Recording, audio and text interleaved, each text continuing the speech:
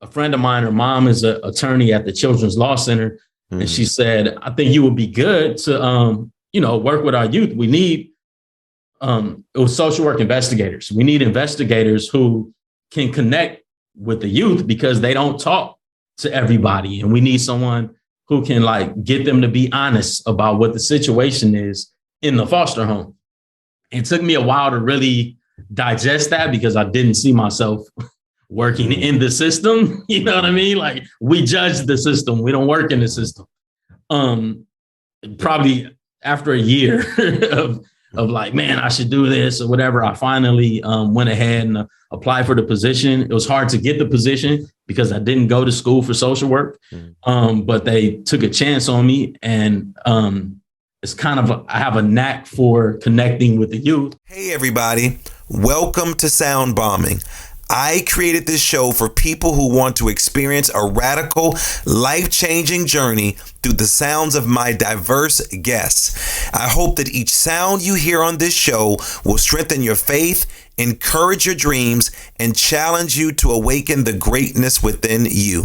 Drop the bomb. Drop the bomb. We're gonna drop the bomb. Drop the bomb. We're gonna drop the bomb. Drop the bomb. We come to drop the bomb. Drop the bomb. This is a journey into sound. A journey which along the way will bring to you new color, new dimension, new values, and a new experience. Ladies and gentlemen, the star of the show, LaMarr, Darnell Shields. Good morning, good afternoon, good evening, whatever the time of the day it is, and wherever you are with me right now. Welcome to Sound Bombing. I'm your host, Dr. LaMarr Darnell Shields, in the building. Yes, you are in the building. I am the creator of Sound Bombing, and my goal with this show is to introduce you to people. You hear me? Introduce you to people with ideas that will help you unlock your full potential. Yo, folks, I'm so happy to be here today, man. We just are off the Grammys. So many great things happen at the Grammys, so many artists, so many art activists, so many new people that people did not know about that was there. So today's show, we're going to talk about not the Grammys. We're going to talk about art. We're going to talk about activism. Just about 2 weeks ago, I had a couple of people in my home and we had a conversation. And the conversation was the intersection between art and activism. And so I invited a bunch of my friends who are artists on the East Coast to my home. I chose 3 artists. I chose a visual artist, a poet, and an educator who was a professor at one of the local art schools. And nobody knew who the guests were going to be. And then I brought in some other people to participate. And I said to them, when you come to my home, you need to bring a piece of artwork that reflects who you are, what you strive to be. It can be the album cover of a Prince album cover. It could be, Michael Jackson album. It could be a Basquiat. It could be a poem. It could be a shirt that you design. It could be some clothes. It can be, something that someone else designed or created for you. But the goal was to have this conversation about art and activism. And see, because the reason why I want to do this, because over the years, there's been so many conversations lately or just recently around social issues, around activists who've employed a variety of marketing and communications efforts to attract public interest in their causes to a varying degrees of success. And most recently, activists have turned to art for inspiration and as a way to engage audience through deep and emotional connections in order to bring change. And when I brought these folks into my house, my goal was to get them to understand the role that art and activism plays on society. I know and been knowing for a very long time that art and activism do different work in the world, but activism as a name implies to an activity of the challenging and changing the power relations in this country. We see but then art, on the other hand, tends to have such a clear target. Well, at least that's what some people may say. See, my next guest knows this story of art and activism very, very well. My next guest is a multifaceted artist from the great city of Los Angeles. He's also a case manager for foster youth who are involved with the juvenile justice system, as seen in the HBO documentary titled Foster. He uses his art to convert behavioral science and psychological theories into everyday language for the world to digest. He's a certified trauma-informed parent, educator, and promotes emotional intelligence, celebrating his community's resilience while encouraging its effort to heal. Who am I talking about? My man from the great city of Los Angeles. Put your hands together for GaKnew Roxwell, brother. Welcome to Sound Bombing. How are you? It was good. It was good. I'm good. You are from the great city of LA, man. Los Angeles, the city of angels. Well, you from the second largest city. I'm right behind you. I'm from the great city. I'm from the city of Wynn, man, the home of Common, I could say Kanye West. I could say Kanye and R. Kelly, but I don't know if I want to close. So I'll throw Twist out there. I'll throw Crucial Conflict out there. I throw some. I went way back. What you know about that, man? So I'll throw some of them. I used to do a video show way back in Crucial Conflict, but that was one of the first groups I interviewed for the little interview show I used to host. Yeah, man. Well, man, let my listeners know how you doing. We always like to do a check-in before we get started. I'm good. I'm glad to be here. It's not raining right now, so that's good. I checked out a lot of your music. I checked out the interviews. I checked out some of your early work. I'm a poet to poet, an artist to artist, an activist to activist, focus on changing the plight of our community, love music. My children are artists. All of them either paint, produce music, or on stage. So you got the right person at the right time, man. Right. So I got tons of questions to ask you because my producer sent me a lot of things to check out. Listen, we just offered the Grammys, man. Grammys was out there where you were, man. Let's just give me your quick take, man. If you got a chance to see it, 50 years of hip hop, brother. Come on, I see the gray beards, man. 50 years of hip hop. We celebrate what as an artist looking at a show like the Grammy. How did you view it? I mean, this is a sad response. It ain't sad. This is the reality. I didn't watch it. So I know. So you don't have to watch the Grammys now. Like when we were younger, you had to watch TV. Now you can get all the feeds and you can go online and see. So did you see any of the performance in these social media at all? I did see that they gave a nod to hip hop, which was cool. Like this is the 50-year anniversary of hip hop's existence. So that was cool.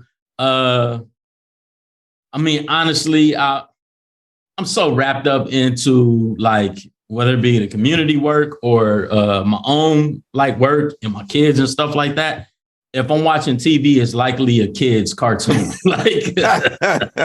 It's rarely am I kind of tapped into pop culture. But it's interesting you say that because this was the first year in a long time that I actually sat down and watched the show. It was just a cool day for me. I've been working all day, pulled the laptop out. Then I said, let me just watch this again, like you, father, raising children. But I just needed to go somewhere else during that time as well, man. So let's get down to it, man. You are a very well-known visual artist, recording artist, and also an activist. And as I said in my intro, Brother GaKnew, man, I invited a bunch of folks to my home. I curate stuff in the house. And where I bring people, in particular people of color, but not just always people of color, to really have some conversations about things that are going on around us. In this particular instance, I decided to talk about the intersection of art and activism, which is something that you are very familiar with. Do you feel that art is an effective tool for activism? If so, how are you using your art to being activist? I definitely think that art is an effective tool just because art is the bridge. Well, art can be the bridge between the things that are going on behind the scenes, the ills in the community and the ears of the people who are. I think there's a veil between what's really going on and then what the general public sees. And art can kind of open up the curtains. The other thing, though, is that, I was a poet and I was an artist before I became a social worker. And I think there was activism before, in a sense. As a poet, I would go to juvenile halls and work with the youth in the juvenile halls, or work with after school programs and stuff like that. But I kind of feel I was kind of on a soapbox as a poet. I think oftentimes as artists, we can complain about society and critique society without knowing what it is to be in those spaces to find out what's really going on. And it wasn't until I began to work in social work, my eyes were pretty opened up to the realities of situations that are very different than what you perceive them to be. You know, we all have a prejudice, you know, like, so, yeah. So how do you bridge your form of art to engage the young people and adults in your profession? Well, for a long time, I honestly kind of fell back off of spoken word and hip hop for a while. I would still write songs, but it was more therapeutic for me. You got to decompress when you're working in social work, especially with the population that I work with. But I will always use it to connect with the kids. And so that was one thing, like rapping was a tool because the average social worker, they walk in a home, you know, they're not rapping with the kids, you know what I mean? Like, so I might be interviewing a team and I'm asking about extracurricular activities or just trying to get to know them. And I might stumble on, well, do you write? Like, you rap at all or you write poetry? And I write a little bit and now, all right, let me hear what you got. Hey, huh? Like, you know, and then they'll do it like whatever. I was like, all right, I'm going to spit something for you. Like, nah, you're not going to. And then I'll spit and they'll be like, oh, like, he got bars. And it changed the dynamic, you know. Suddenly I'm not a social worker anymore for that window of time. And so that was always a tool that I used. And even I started teaching high school art, visual art and animation. And the kids found out that they saw some videos on YouTube of me rapping. And of course, that changed the dynamic in the classroom. Right now it's like the cool teacher that they always want to say what's up to or come, you know, rap with or whatever. So I think through hip hop, I'm able to like share things that I learned in the academic world or in the professional world, but then, you know, package it for, you know, a lot of people that might not read, you know what I mean? Or they and it's not that they're not interested in the topics, but sometimes life can have you so wrapped up in different things that you just don't have the time or the capacity sometimes, you know. We know a lot of society, they gain facts or knowledge or their perception of the world through entertainment. And that's just the reality of what it is. Well, listen to you talk, man. I got a chance to speak at a school. I'm going to name the school. Typically, I don't name the schools, but I'm going to put this school out there. Dorsey High School. Oh, right. Everybody makes that face. And whenever I cannot think of this school, and I speak all over the country, I'm like, man, I was at this wild school in California, and everybody says Dorsey High School. So I was in Cali, man, maybe about 7 years ago. And at the time I was screening a film that we created called Men to Boys. We were traveling all over with this film. And then we went to I think you guys have an African-American Museum of History and Culture, like an art museum. Yeah. So the person that brought me out there wanted to take me to some high schools. So, man, I go to the school and, man, it's like pandemonium, brother. It is just a mess. Like nobody is listening to anything. Yeah. I go into the corner rather. And I said, God, whatever you got to say to me, I need it right now. I don't need to get on my knee. I don't need no chant. I need to know, what do I need to say? Right. Nobody, they're not listening to anybody. So, man, they introduce me and I go out there, man, and I just kill them with a spoken word piece. Yeah. And nobody, you know, expected that. So like when you said connecting those young people, now all of a sudden, like, oh, this dude got bars. He has flow. I didn't come out there and say, sit down, be quiet, this, that, the other. Man, when I hit him with this call and response, which is a part of hip hop culture, which is a part of African culture, call and response, man, I caught their attention, man. And that was it. So I applaud you for doing whatever it takes. Now, you talked about animation, you talked about visual art and also spoken word. I know there's a lot of mediums that you have as an artist. Which one do you feel of all the art that you do is the most effective that gets people's attention? Because when I was thinking about that question, I thought about Kanye West. Let me give you an example. This is the Kanye West that everybody should like back in the day. He was being interviewed by Sway. And this was not when he and Sway got into the argument, not that as an old interview. No, he's interviewed on MTV, another MTV piece. And people didn't know. People know now, but I knew this. This was about 10 years ago. Mm-hmm. The person interviewed him said, I hear that you are a painter. Right. And I love this response, man. And he was like, yes, I am. I paint. I do this.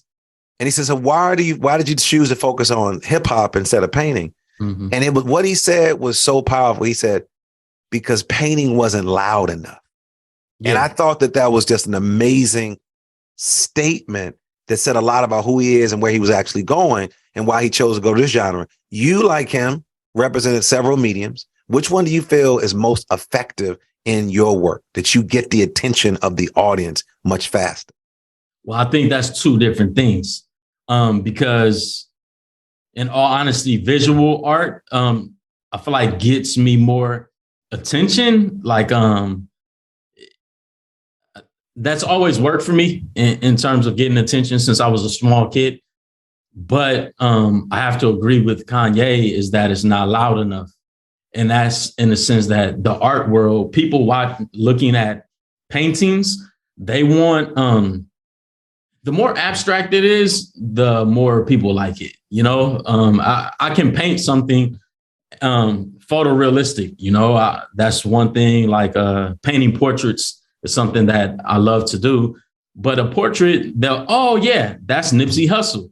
Cool. You know what I mean? Yeah. But if the room gets to say what it is, when I paint a portrait of Nipsey, it's Nipsey. You can't decide that it's somebody else. But if it's abstract, then you get to walk in a room and you get to define it for yourself. And that's what the art world likes to do. The Basquiat is huge, right? There's some people that will criticize the people who paint photorealistic will be like, have you seen my painting? You know, but yeah, that's just what it is. So when you talk about like activism, there's something different to being able to, especially the poetry world, because spoken word, they're actually listening and they want the meaning. Hip hop, they want the vibe and the feeling and what does the song make them feel like? Spoken word, they want the actual meaning and the heart of it. So I feel like spoken word is the medium that I get to speak. It's the medium that people will listen the most, but honestly, it doesn't have the stage that hip hop has.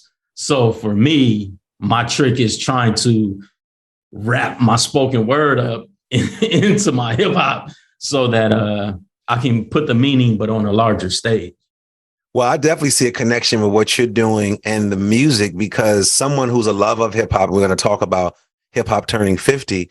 When you listen to a lot of the artists, old and new, there is so much trauma that's being spilled out on these lyrics, on these pages. And I remember Chuck D, my favorite, all my top 5 MC, Chuck D, and he said that hip hop was a CNN for the Black community. And actually, there's a documentary. Shout out to Chuck D and all my folks who's a part of the film, the new film on PBS, which is called Fight the Power.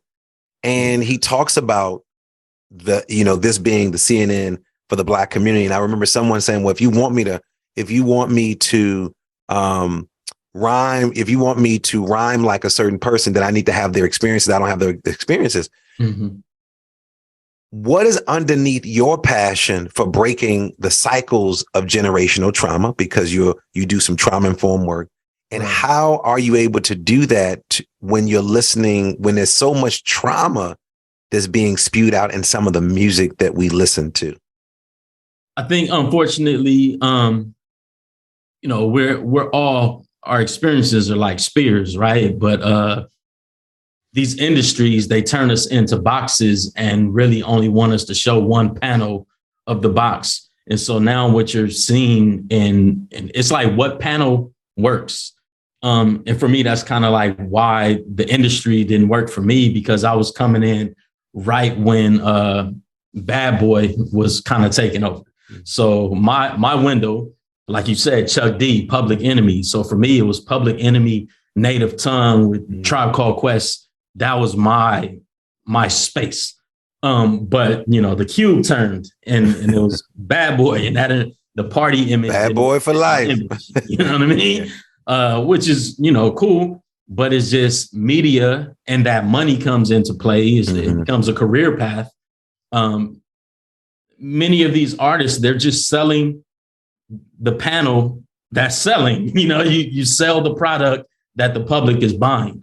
But with all of these artists, and I feel like where I come into play, I, for one, had to figure out, all right, so what was my character? Everybody serves a character. And a lot of these characters now is like the drug dealer in the neighborhood. Chuck D was the positive. He was like the uncle with, that had all the wisdom to talk about or whatever. And so I feel like my role is more like the dad in the neighborhood that's looking out for all the neighborhood kids. Like, hey, youngster, come here. Let me talk to you and try to steer you in the right direction, And with that, I feel like could tell a more well-rounded story.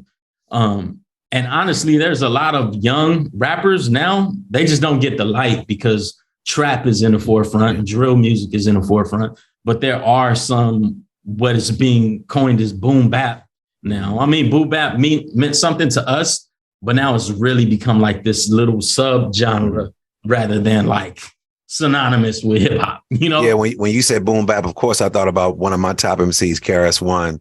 Right. It's interesting you referenced Chuck D. I was listening to one of your songs, I think maybe a couple of years ago. You said 1989 was Fight the Power. 2020 was To Take It. Let's unpack that right there.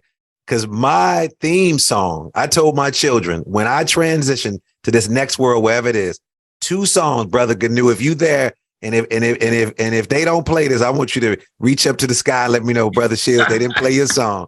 It's Fight the Power by Public Enemy. Right. And Redemption Song by Bob Marley. Oh, wow. Right. And I graduated I'm a part of the class of 1989. So when that 1989, another summer sound with the funky drummer, that got me. And when I listened to your lyrics, it says 1989 was Fight the Power, but 2020, we take it. Let's unpack that. What does that mean to you? And what were you saying on those lyrics?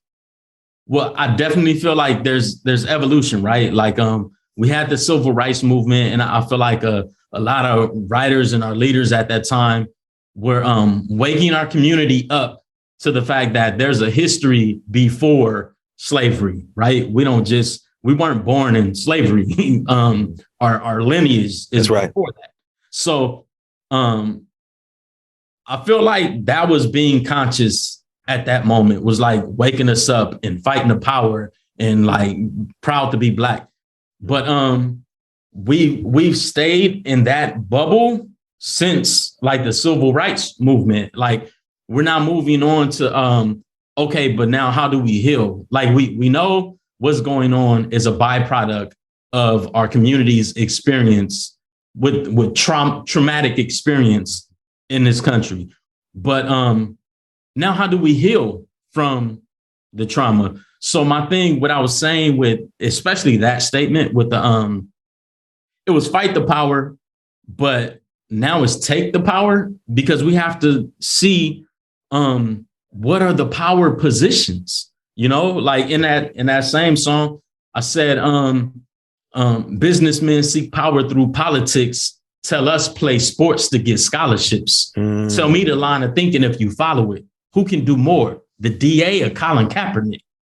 You know what I mean? Yo, like it's great to, we're being athletes, and the athletes are standing up and we're wearing T-shirts saying I can't breathe. But at the end of the day, Jay-Z being a billionaire can do nothing more but make phone calls to politicians asking them to like do the right thing, make the right decision, put the right pressure on. We need to begin to become the DAs, become the judges, become the politicians. And I'm not saying that just in terms of Black people. But people who are progressive thinkers, people who want the playing field to be evened, people who are just need to take on these positions of power. If we don't, we'll always be begging them to do the right thing. We'll always be begging people who aren't just to make the right decision. Yeah. So, Yeah, no, you nailed it, man. So when you think about hip hop turning 50 years old, hip hop, coming from the Bronx in 1973, shout out to all of the, the giants who created this genre that really has roots, we know, in African culture when we really do the history. Would you say that you're proud of our big brother? Or would you say that you're embarrassed of our big brother? Or would you say there's a level of indifference when you talk about our big brother hip hop at 50 years old? For me, I don't think it's pride or shame or anything like that, especially like framing it as a relative. You know what I mean? It's my relative. like that's Uncle Joe. You know how he is. He comes to the cookout. He never brings anything, but he just shows up and he taking more than he does, but he also leaves us with something. Yeah, and so that is what it is. I mean, for one, I don't approach life like good and bad people. Mm-hmm. So with that, like hip hop, not good or bad, like everybody has the possibility. I look at it as a musician, harmony and dissonance, right? Mm-hmm. And you have keys, you have certain C major or D flat, and sometimes the note that you're playing is in harmony with your surroundings. Mm-hmm. Sometimes it's in dissonance. Mm-hmm. And I think everybody at any given time is able to play. They play the note that they play. And for some of our youth, I try to explain this to my coworkers and peers that I work with, because, people can be really judgmental and just box people into being, bad or good. Mm-hmm. And I'm like, for that youth, what he's doing, or say aggressive, him being aggressive right now in the group home, it's not like it's bad, right? He's catching the case because of it. So we're deeming him as the bad, aggressive kid. But then in some spaces I grew up in, you needed that in order to survive. Like yes. that fits in a particular situation, that aggressive kid, if y'all are out hiking and something's attacking you, you're going to want that aggression to protect you. You know what I mean? So, so the question, so what we have to figure out is how we get young people to then channel that. Because I think when you tell them, we're always, many of us scold young people, but we never give them that direction. So right. We're telling them, we're constantly, like I tell folks about, the question is sort of how full is your cup? And I talk about this concept of the to-do list. We're always talking about with the things to do, but there's some things we need to stop doing. We need to put together like a stop doing list. These are some things that I need to stop doing, right? Because it's not serving me well. One of the things that I said that I'm not going to become, I'm going to keep claiming this because I have a son who's really into music, wants to understand production, that I don't want to be that old man in the studio, that old man in the car. Man, what the hell are y'all listening to? What is this? I can't understand. And I'm not there. My son and I talked about Beyonce yesterday and how he said old folks hate Beyonce. And we were just having this conversation. And I said, my goal is not to be that. But if I'm going to be a critic, I want to be it in a way, because the work that I do is I'm a person who observes culture. And so I feel like I have the guys and the direction to observe culture in a way that's somewhat that's rather fair, where I'm not like the old man, like I can't believe that music. So when I was watching the Grammys, it was interesting. I was looking at it, and if you have not seen that piece, I encourage you to check it out. Just the 50, when they did the anniversary, when they did the celebration. And so what I said to my son, what I noticed is the shift of energy as the folks got younger in the generation. Like when you saw, man, LL came out slamming, Rakim came out slamming. Right. You had all of these artists came out slamming. And I told my son, but then as a generation got younger, the energy just somewhat shifted down. And he was like, you know what I noticed? Because it closed out with Glorilla. And then I think I think it was the baby that was there. But it was just interesting, the energy shift in the room when it comes to that. But again, there's a shift in the world. There's an energy that exists during that time. The artists that you name are artists that I love. Speaking of artists, since we're talking about hip hop turning 50, who are some of your greatest influences in the hip hop community? Can I speak to the statement you said and answer that? Come on back. Yes, sir. Just a thought I was having in terms of the energy shift with the performance. Maybe it's also an attachment to hip hop because, you know, the hip hop culture has kind of declined in the rise of commercialism in terms of hip hop being a stream of revenue and a job and a career and a business. And so a lot of the youngsters, they don't have the attachment to the culture of hip hop. So the 50-year celebration, oh, that's great. The younger generations, I'm getting my money. You know? It's so funny you say it because Method Man was talking about, man, I need y'all to show me how you all making all this money. Method Man, who was an icon in hip hop, he was on a podcast like, yo, I need y'all to show me how you all making all this money. Right. You know, so you're right. Yeah. That might be the difference in terms of what the moment meant. Like the moment, it's speculation. I don't know what debate. No, I think what you're saying has a lot of value because, again, when you look at the art form itself, you know, folks did the art because it was the art.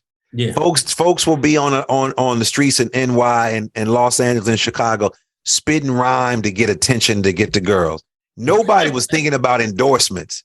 Right. We were so gullible that I think about a Grand Poobah talking about Tommy Hilfiger at the time. You know, we shotting out cats that we ain't getting no money from. Right. This new generation is like, listen, if I say your name, I know there's going to be an increase of folks going to the store to buy your stuff. Right. So if you want me to drop your name in a lyric, and so I do feel that I agree what you're saying.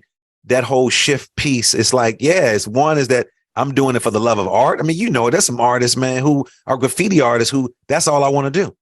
Yeah. And watching the documentary, Fight the Power, the fact that you're a poor black and brown person, a black and Latino, which is very similar in Los Angeles, same demographic. You have no art studio to go to. You don't even have a canvas. So a freaking train is the biggest canvas. And you as an artist, you are to this day, your artwork got more visuals on a train in New York City in 1980 to 84 than you would even get on social media. Yeah. And so it was for the passion of the work, not because I'm getting paid for it. And I think that could be an issue, how one of the shift of how it almost got watered down and then the culture of it. Because you're right, I still can see that there's lack of, the culture does not exist there. And I'm hoping that, it's my hope that with this museum in New York and other folks doing other things, that we will sort of bridge that. Because you never want to be that us against them, because the reality is when you're young, you don't ever think you're going to get old. You know what I mean? And when you're old, you wish until this come in. Until you're there. But go ahead, tackle that last piece, man.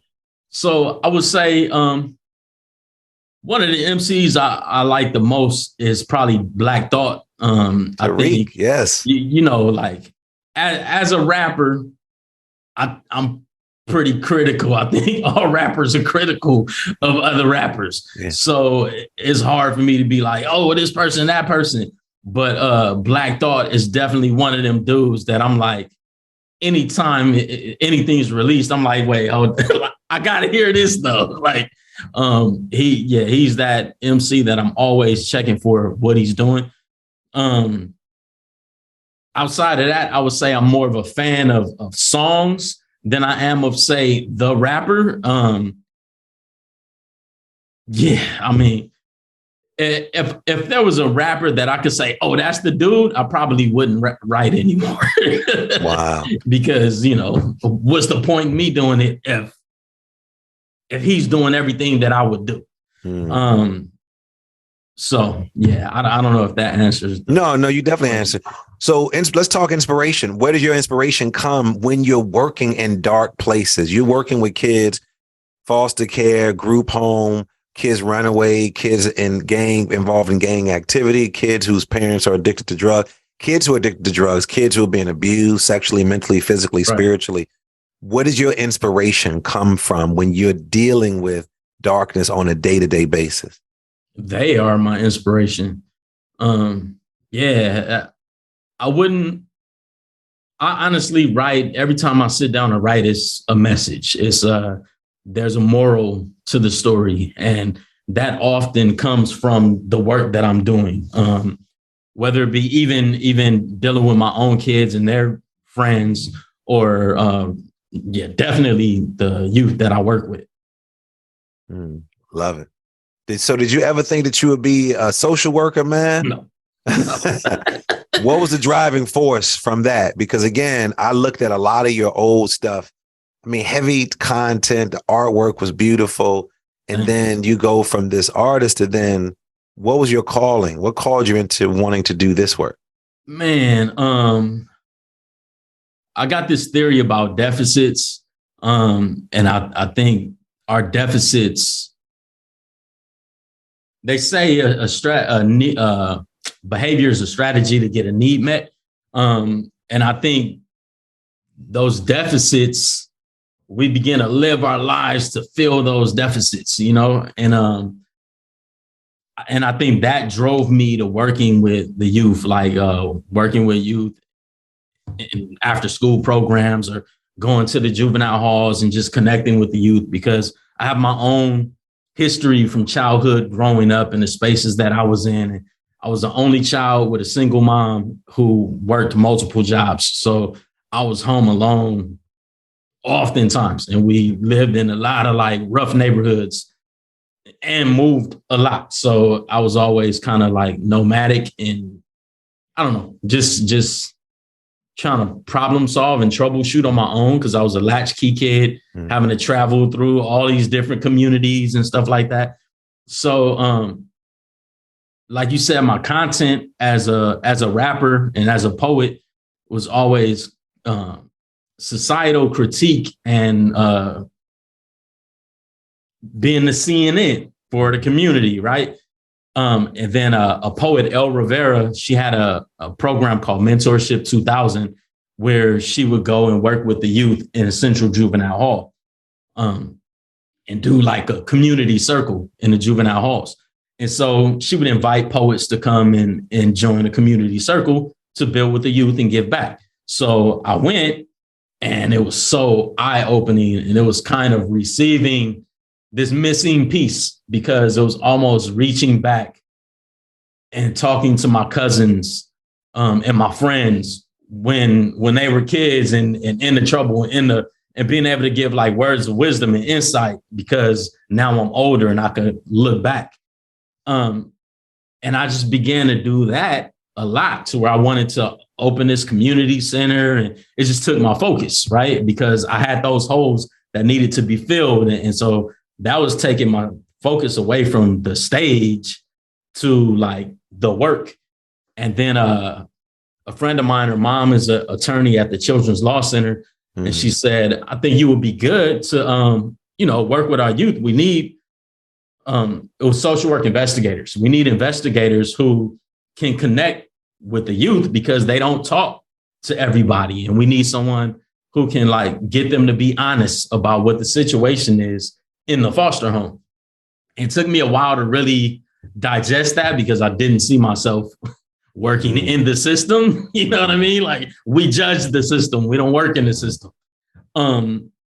Probably after a year of like, man, I should do this or whatever, I finally went ahead and applied for the position. It was hard to get the position because I didn't go to school for social work, but they took a chance on me. And it's kind of, I have a knack for connecting with the youth. And I think it's because of the hip hop thing. I kind of like exist in this young world, even as I get older.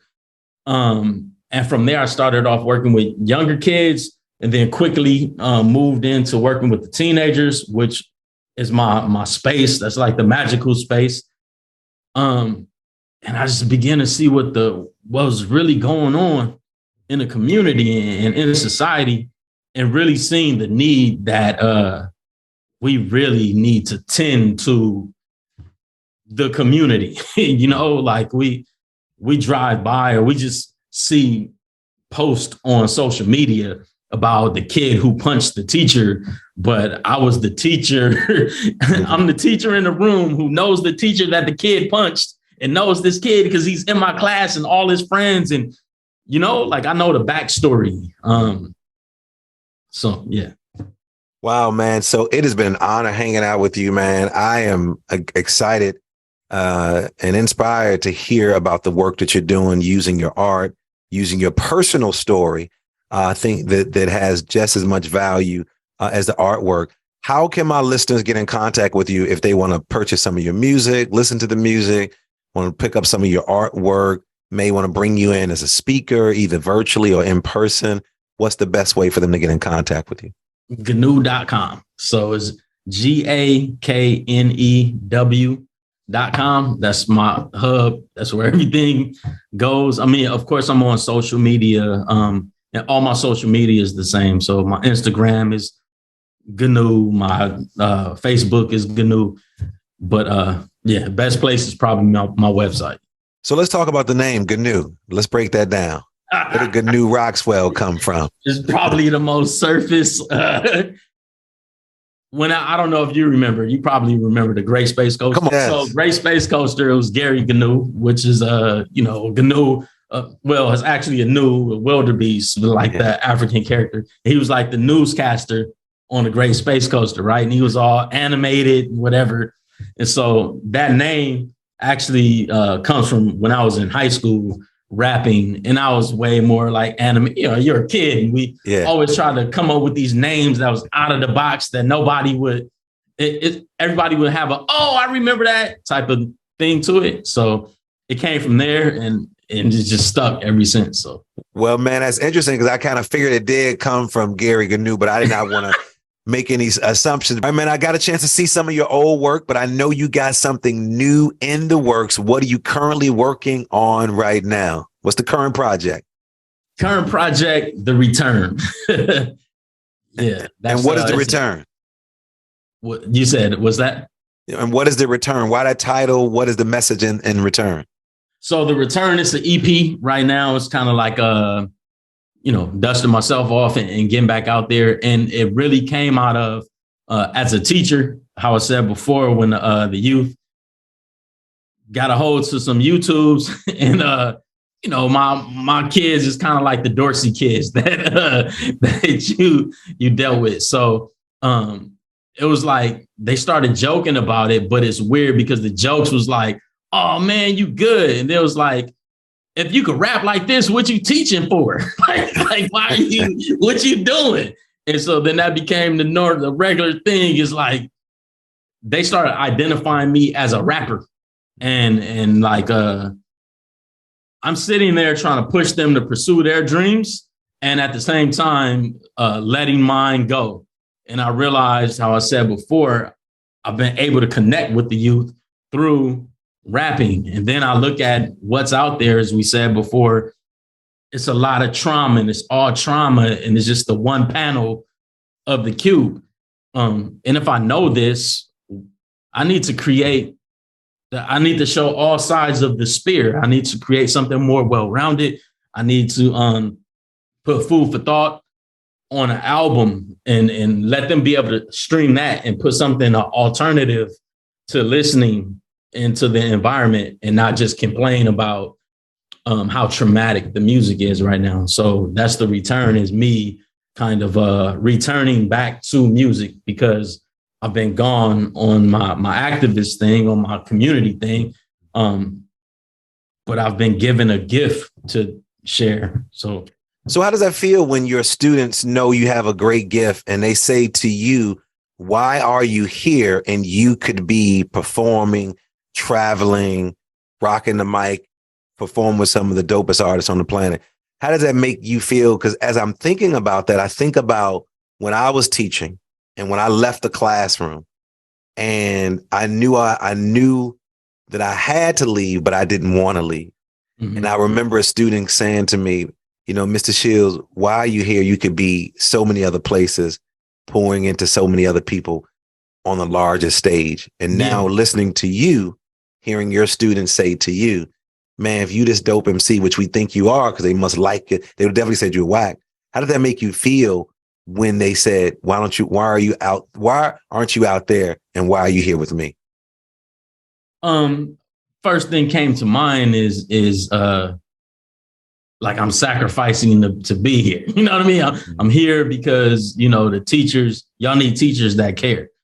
But then week after week, month after month, it began to, like you said, like I need to reach more than the 120 students that I'm seeing for the year, because it's bigger than that, and it doesn't stop me from being able to be in a community and build with the youth, and I could create different programs. But honestly, with teaching consumes you. Any teacher listening knows that when they leave the classroom, then they're working on the lesson plan. My wife look at me on the weekends like, dude, it's the weekend. Why are you still working? So, I feel like the audience needs to be bigger than the classroom of students that I was. Well, I appreciate your sacrifice, man. I know that feeling. When I left, I felt like I was leaving them behind, but that was my ego in me, as the ego feeling that I was the only one that could do what I could do. And I always talk about the metaphor of planting a seed.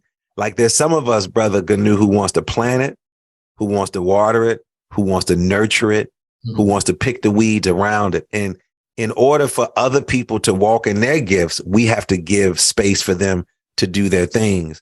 And so I'm glad that you stayed. I'm glad that you're making music, because you are going to reach a larger audience, and you're using a skill that's attracting people and to pull them in. Something that other people have been trying to do for a very, very long time. It's interesting when I got a chance to meet Sister Soldier on several occasions, and she used to run Daddy's House, which was Puffy's nonprofit in New York. When she said when she was on a bus with these kids, and, Sister Soldier as an activist, her story is very similar to ours. She the real deal, man. Right. And even though she was a great MC, I think the work took precedent, and she saw the power of hip hop. She said being on that bus, and either I was going to be a part of it and critique it from the outside or the inside. And she decided to sort of walk, on both sides of it. So, man, people like us, we're Black men who are passionate and compassionate. We're almost like a unicorn.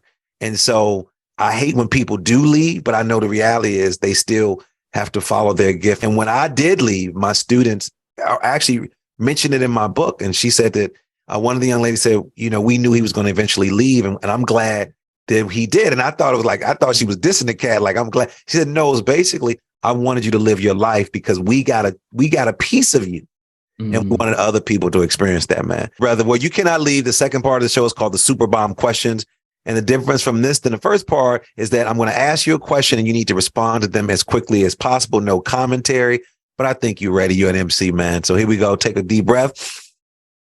Let's go. What's your favorite word? Word. What's your favorite quote or Bible verse or lyric to a song?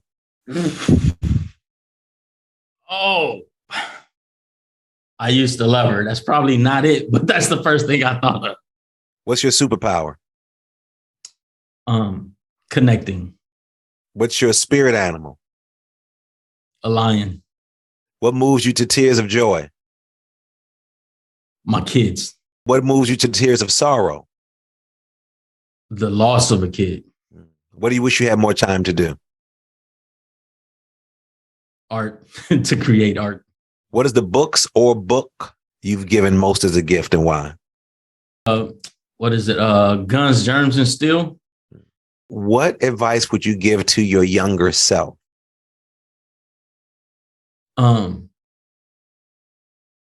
Focus on your art, focus on your craft, and Yeah, focus on your craft.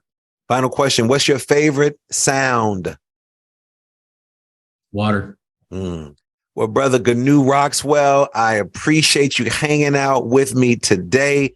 It's been a pleasure, man. I love your message. I love your story, the artwork, the music that's on all social media platforms. I encourage you to check this brother out. He has an amazing gift and an amazing message story, an amazing message, an amazing story. So, brother, thanks for hanging out with me. Thank you. And I want to thank my musician Supremacy for our theme music. I love it. And all of you for listening. Listen, make sure you subscribe. I'm on every platform. Follow me everywhere. If you like this show, which I'm sure you do, I'm sure you did, press that like button, share me with everybody, leave a comment, and stop being stingy. Share me with your friends. And if you want to know more about me, you can visit drlds.com. And as always, believe that something wonderful is about to happen. But some people miss the message because they're too busy looking for the mess, but not you, because you've been listening to Sound Bombing. If you like this episode, subscribe. Peace. That was GaKnew Roxwell. We're going to end this show with the song he just sent to us from his upcoming EP.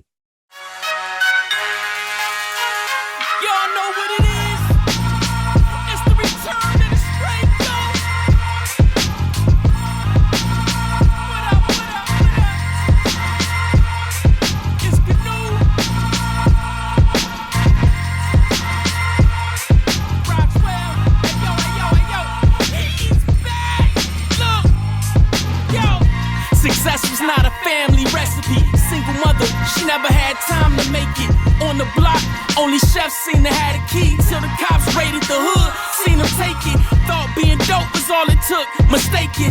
Childhood jacked my belief and aspirations. Never bought a book cause the author was a racist. I learned to write, seeking out what's wrong. I learned to cook accomplishment on my own. Trying to be an elevator instead of taking the stairs. My steps in life appear way too long. Rapper to a poet, climb the ladder in the social work. Tried to make it better, but it rarely worked. Had kids, fell into fatherhood. Could've ran off with rap, but I'd rather work. Took me away too long. It's the return. He's back. Return to the straight go. Yo, it's GaKnew Roxwell. So they say y'all recording the album. Yo, and it's been a while, right? Kweli said to be the best, you gotta mention his name. Guess I want more inch in the game. Surely I'll be in your top 5 if it wasn't for fame. Play a few songs, test my claim. Shit, I'm more than a rhyme and swagged out delivery. Name one killing me, one song trilogy. Any way you want it, I'm with it. Witty and vetted, ready to set it to the minute for the moment you said it. Make them pivot like I invented the pandemic. Before we get lit like whole shit but unleaded. Oh shit, make no sense to come wet it. Come with it like bag of chips to get deaded. Your flow met its limit. Stick, cork, and spigot. Fork and bigot like pork in the 4th Amendment. Sheep arguing about goats, so I get it. Ain't just about skill, so my name ain't in it. It's the return. He's back. Return to the straight go. Yo, it's me. So what have you been doing all this time? I mean, since you've been away from music for so long. Hey, yo, listen. This kid in my class thought he had bars. Flashed on him real quick, made him see stars. Live amongst them, left him on Mars. Staring at this world like it ain't ours. Teaching ain't a comedy, all drama. Joke be on you when you call mama. Broke beyond bread, unresolved trauma. I be trying to do more than be a rhymer. Old soul, young spirit, the antidote. Kid called me the goat instead of mountain too. On the heels of trying to heal what I found in youth. I sense the government line, you know them cougars. Feed offers, predatory tactics. Raise minimum wage for more taxes. Can't eat off teaching, poisoning the prices. Resurrecting a dream to bring me through the crisis. Y'all know what it is. It's the return